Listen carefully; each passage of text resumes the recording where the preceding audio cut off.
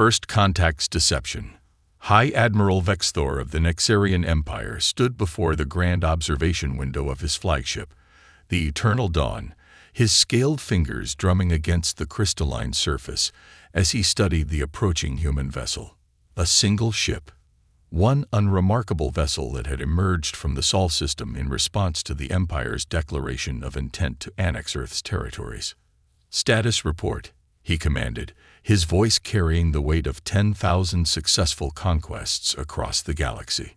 "The human vessel maintains its current trajectory," Admiral reported his second-in-command, Lieutenant Crizay. "They're broadcasting on all frequencies that they wish to negotiate terms of surrender." Vexthor's inner eyelids flickered in amusement. The human's reputation had clearly been exaggerated. The intelligence reports had painted them as fierce warriors, innovative survivors who had clawed their way to the stars through sheer determination. Yet here they were, sending a single diplomatic vessel barely a quarter the size of the Eternal Dawn. "Magnification on the human ship," he ordered. The viewing window shimmered, focusing on the approaching vessel. The Terran ship was elegant in its simplicity, a sleek, silver construct that seemed to shimmer slightly, as though its surface was liquid rather than solid. "Curious design," mused Crizay, her sensor stalks wavering.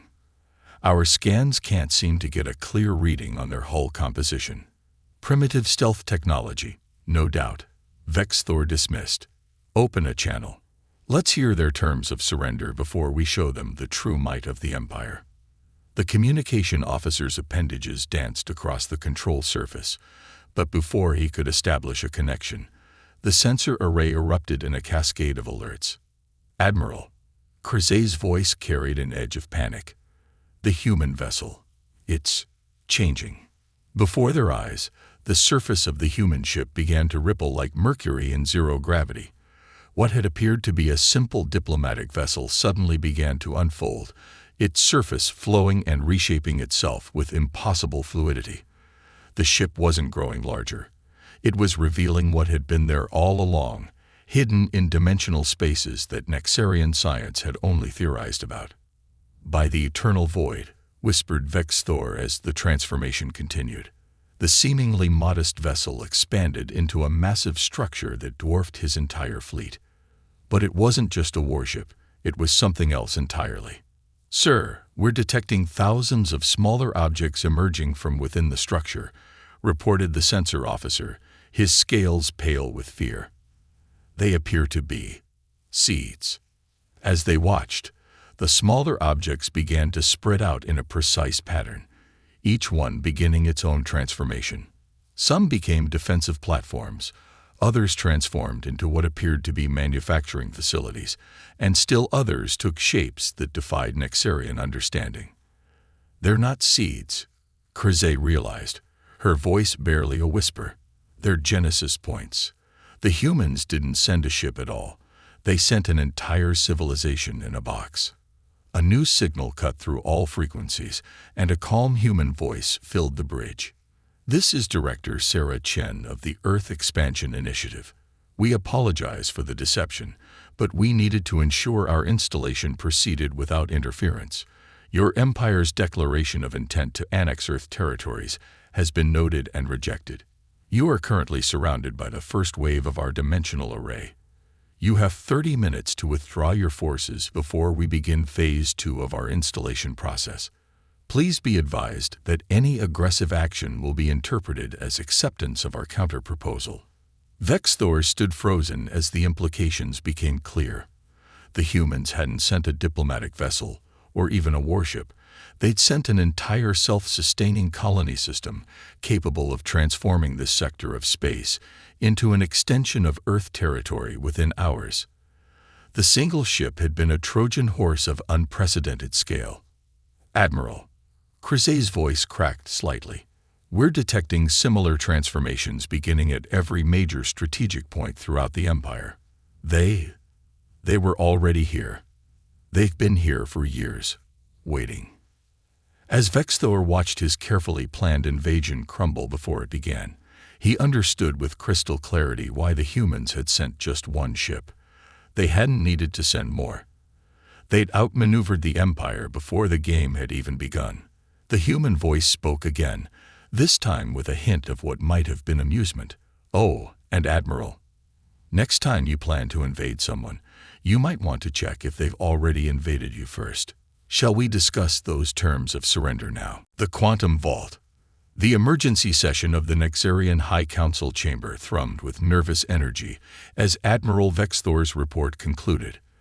The massive holographic display at the center of the room showed hundreds of human installations blooming across Nexarian space like crystalline flowers, each one more impossible than the last. Supreme Chancellor Ingenuity, her ceremonial crown glowing with the combined wisdom of 1,000 predecessors, leaned forward on her elevated platform.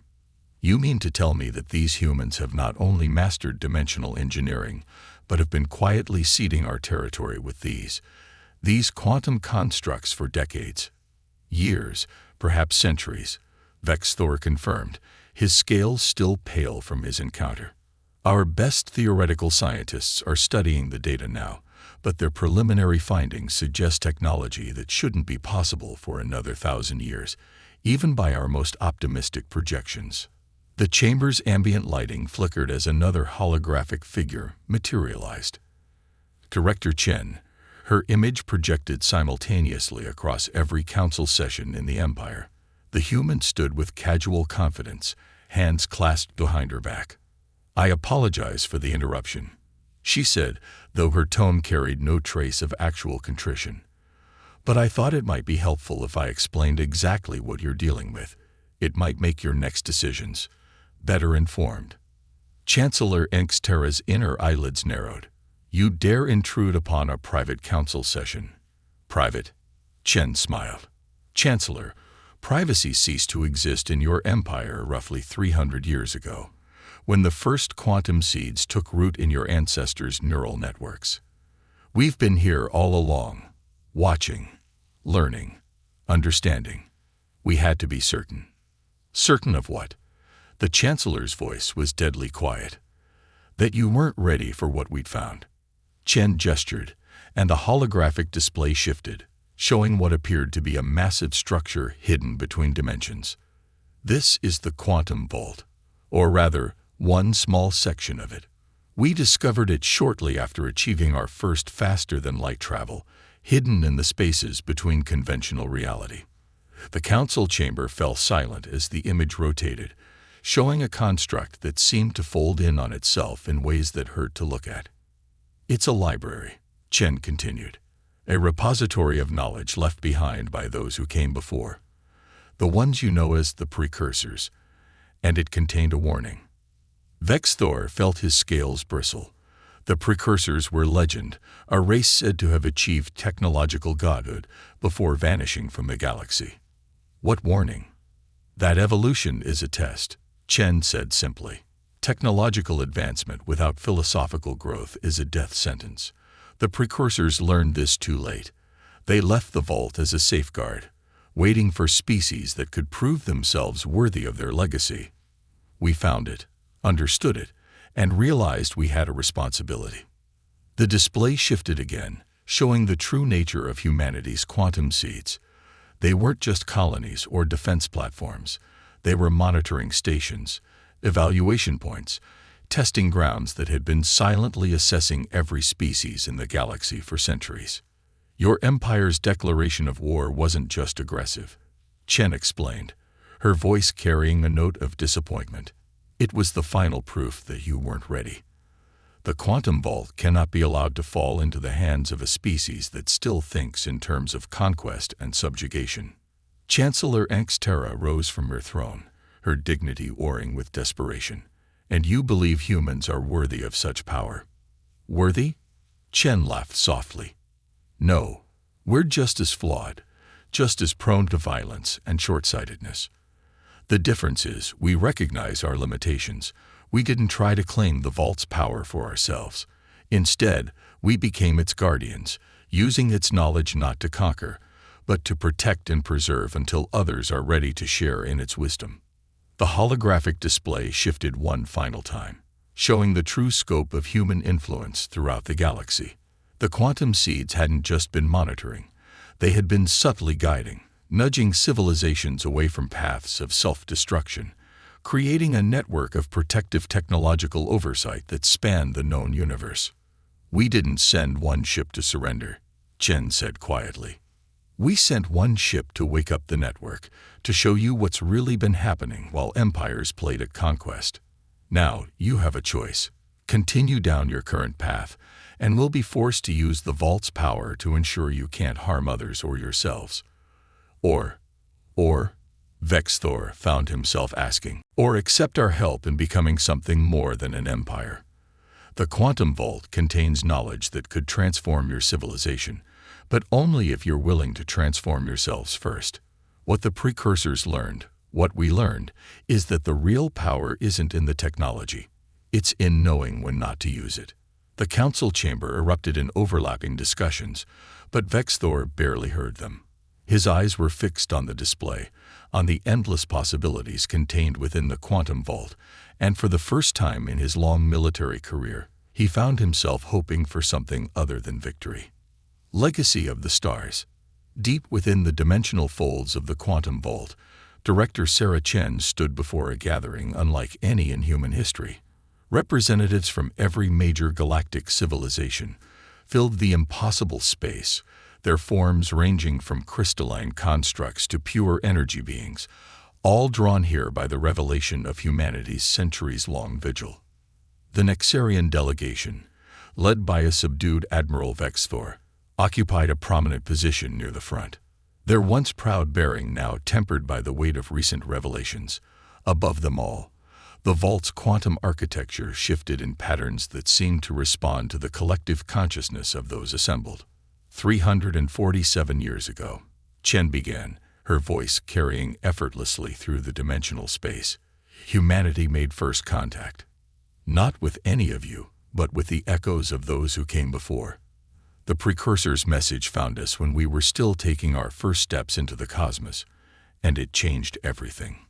The space around them transformed, showing Earth as it had been in that moment, a world teetering on the brink of multiple catastrophes, its people divided, its resources dwindling. "We were not chosen because we were better," Chen continued. "We were chosen because we were on the verge of making the same mistakes that had doomed the precursors. Their message reached us at exactly the right moment, when we could still change course." The display shifted, showing the early days of humanity's transformation. The secret development of quantum engineering, the careful establishment of observation posts throughout the galaxy, the patient gathering of knowledge about every spacefaring race they encountered. For 3 centuries, we watched, we learned, we understood, but most importantly, we waited. Chen's gaze swept the assembled delegates. "Not because we feared you, but because we needed to be certain we wouldn't become what we were meant to prevent. Each quantum seed we planted was a test, not just of your civilizations, but of ourselves." The space rippled again, revealing the true scope of humanity's preparation. What had appeared to be simple observation posts were actually nodes in a vast network of protective systems, each one designed not to control or dominate, but to preserve and nurture the development of young civilizations. "The precursors left us more than just technology," Chen explained. "They left us understanding. They had achieved godlike power, but it destroyed them because they weren't ready for its responsibility. They created the Vault not as a weapon or a prize, but as a lesson, one that could only be understood by a species that had faced its own potential for self-destruction." Admiral Vexthor stepped forward, his voice carrying the weight of recent humility. "Why reveal everything now? Why not continue your silent guardianship?" Chen smiled, and the space around them shifted one final time, showing a pattern that had been invisible until this moment. A growing darkness at the edge of the galaxy, something that defied conventional understanding. "Because what's coming next requires all of us," she said quietly. The precursors didn't just leave warnings about the past. They left predictions about the future. Something is approaching. Something they encountered before, something that contributed to their downfall. "We revealed ourselves now because we need allies, not subjects. Partners, not vassals." The assembled delegates murmured as the implications became clear. Humanity hadn't been preparing for war with them. They had been preparing everyone for something far more significant. The quantum seeds aren't just monitoring stations, Chen continued. They're foundation points for a galaxy-wide defensive network. But it can only work if we all contribute, if we all evolve beyond our divisions and unite against what's coming. The precursors failed because they tried to face it alone, believing their advanced technology made them invincible. We learned from their mistake. The space above the assembly filled with images of thousands of worlds, all connected by the delicate quantum network humanity had spent centuries creating. This is the real legacy of the stars. Not the technology, not the power, but the understanding that survival depends on cooperation. The Nexarian Empire's declaration of war didn't just show they weren't ready for the Vault's power. It showed that we needed to accelerate our timeline.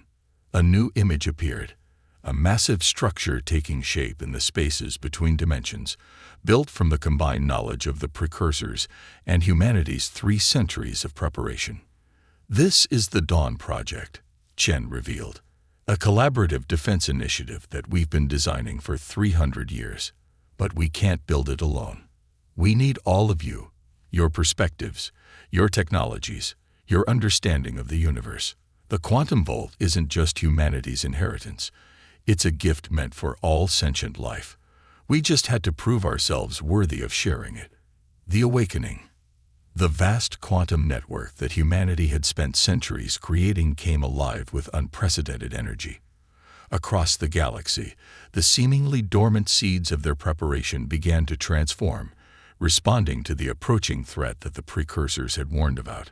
In the command center of Earth's primary defense network, Director Chen stood surrounded by holographic displays, showing the status of every quantum node in the galaxy. Beside her, Admiral Vexthor watched with a mixture of awe and trepidation as the full scope of human preparation revealed itself. It's happening faster than we predicted, Chen noted, her fingers dancing through the quantum interface. The void anomaly has accelerated its approach. We're detecting quantum disturbances across all monitored sectors. The massive display showed a wave of darkness spreading across the galaxy's edge, consuming light and matter in its path. It wasn't just an invasion force or a natural phenomenon. It was a fundamental breakdown of reality itself. The precursors called it the entropy wave, Chen explained, her voice tight with concentration. They encountered it near the end of their civilization. It's not just destruction. It's the universe trying to reset itself, to purge what it sees as an infection of advanced technology. Representatives from dozens of species worked alongside humans at various stations, their previous conflicts forgotten in the face of extinction. The Nexarian Empire's vast fleet, once poised to conquer Earth, now formed a crucial part of the defensive network. Begin Phase 1 activation, Chen commanded. Across the galaxy, quantum seeds that had laid dormant for centuries began to unfold into massive structures. But these weren't weapons or shields. They were anchors, technological fulcrums designed to stabilize reality itself. The precursors tried to fight it directly. Chen continued as the network came online. They thought their technology could overcome any threat. But you can't fight entropy. You can only work with it, guide it, channel it. That's what we've been preparing for. The defensive network wasn't designed to destroy the approaching wave. It was built to redirect it, to guide its energy through carefully constructed quantum channels. Each seed transformed into a vast array of reality stabilizers, creating safe havens within the chaos. All quantum nodes reporting ready, announced a technician, their voice steady despite the magnitude of what they were witnessing. The Dawn Project is initializing. Above them, the holographic display showed the true nature of humanity's masterwork. The Dawn Project wasn't just a defensive system. It was a galaxy-wide web of quantum stabilizers, each one designed to preserve pockets of ordered space within the approaching chaos. We're detecting massive quantum fluctuations, reported another operator. The wave is reacting to the network's activation. Chen nodded grimly. Just as the precursors predicted, it's aware. It's adapting. Begin Phase 2. The quantum seeds began their second transformation, linking together to form corridors of stable space, safe passages through which entire civilizations could evacuate threatened regions. But more than that, they were creating something new, spaces where the fundamental laws of physics could be preserved and protected. The precursors thought they could defeat it. Chen explained to the assembled representatives. We realized we needed to focus on survival first, victory second. The network isn't just about protection. It's about preservation.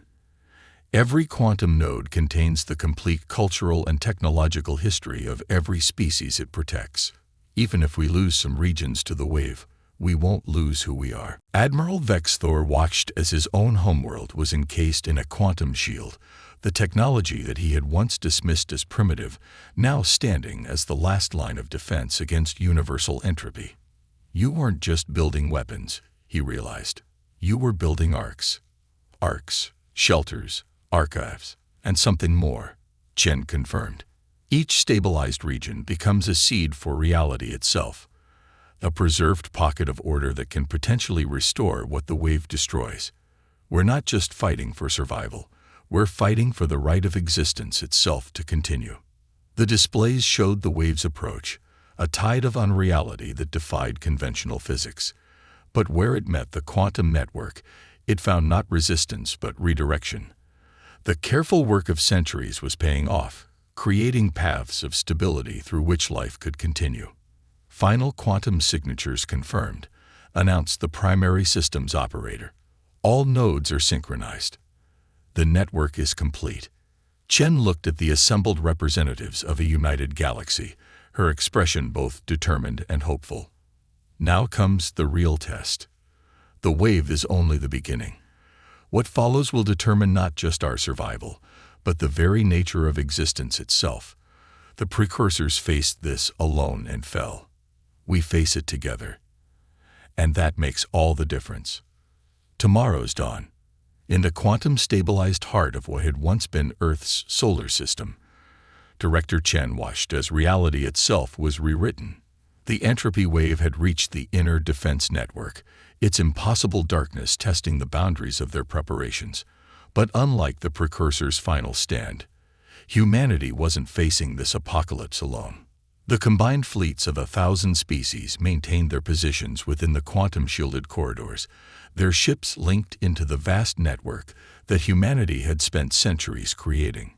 Each vessel added its unique technology to the whole, creating something greater than any single civilization could have achieved. Final wave approaching, announced the primary quantum observer, their voice steadied despite the magnitude of what they were witnessing. All preservation nodes report ready. Through the quantum displays, Chen could see the transformed galaxy. What had once been distinct territories of competing empires was now a carefully orchestrated pattern of protected spaces and quantum channels. The entropy wave couldn't be stopped, but it could be survived, adapted to, and ultimately transformed. Admiral Vexthor, now the coordinator of the combined fleet operations, studied the tactical displays with new understanding. The pattern, he said suddenly. It's not random. The quantum network, it's creating something. Chen nodded. The precursors understood too late that the wave wasn't just destruction. It was evolution on a cosmic scale. They tried to fight it, to preserve their existence unchanged. We learned from their mistake. Sometimes survival means becoming something new. The displays showed the wave's interaction with their network. Where it touched the quantum-stabilized regions, something extraordinary was happening. The chaos wasn't just being contained, it was being channeled, guided, transformed by the combined technologies and understanding of every species in the galaxy. Begin final phase, Chen commanded. Throughout the network, the quantum seeds activated their ultimate protocol. Each one had contained not just defensive capabilities, but the combined knowledge, culture, and essence of every civilization they protected. As the wave struck, these seeds began to bloom in ways that transcended conventional physics. Quantum coherence achieved, reported the system's coordinator. All nodes are synchronized. The Dawn Protocol is active. The assembled representatives watched in awe as their greatest achievement unfolded. The network wasn't just preserving their existence, it was helping them transcend it. In the spaces between the waves' chaos, new forms of reality were taking shape, guided by the collective wisdom and technology of every species. The precursors thought the wave was their end. Chen explained as the transformation continued. They never understood that it was actually a beginning. The universe wasn't trying to destroy advanced life. It was pushing it to evolve, to become something more than just technological beings. Where the wave met their network, impossible new spaces bloomed. Realms where consciousness and technology merge, where the boundaries between species dissolved into something greater. The quantum seeds weren't just preserving their civilizations, they were helping them ascend to a new stage of existence. Admiral Vexthor watched as his homeworld was enveloped in the transformation. We're not just surviving, he realized. We're becoming what the precursors could have been. More than that, Chen smiled. We're becoming what they hoped we would be. The quantum vault wasn't just a warning or a library, it was a guide, helping us prepare for this moment of transition. The wave isn't our end, it's our graduation. Across the galaxy, the pattern completed itself. The entropy wave wasn't destroyed or defeated. Instead, it became part of something greater. The quantum network had transformed it from a force of destruction into a catalyst for ascension. Species that had once fought for territory now shared consciousness across dimensions. Technologies that had been weapons became tools of creation. In the space where Earth had once orbited its sun, a new kind of existence took shape. Not the godlike solitude the precursors had achieved, but a harmony of countless species and technologies, each contributing to a greater whole while maintaining their unique essence. Director Chen stood in the fading light of the old universe, watching as tomorrow's dawn approached. The single ship humanity had sent to face the Nexarian Empire now seemed like a distant memory, a final test before the real challenge began. They had succeeded not through force or superior technology, but through the one thing the precursors had never mastered: the ability to face evolution not alone, but together. Status report, she asked, more out of habit than necessity as their consciousness began to merge with the new reality they had helped create. The response came not from any single voice, but from the unified awareness of all surviving species. We are becoming. And in the quantum spaces between what was and what would be, humanity's long preparation reached its true culmination. They had not merely survived the challenge that destroyed the precursors, they had helped the entire galaxy transcend it. The dawn of tomorrow had arrived, and it was more beautiful than any single species could have imagined.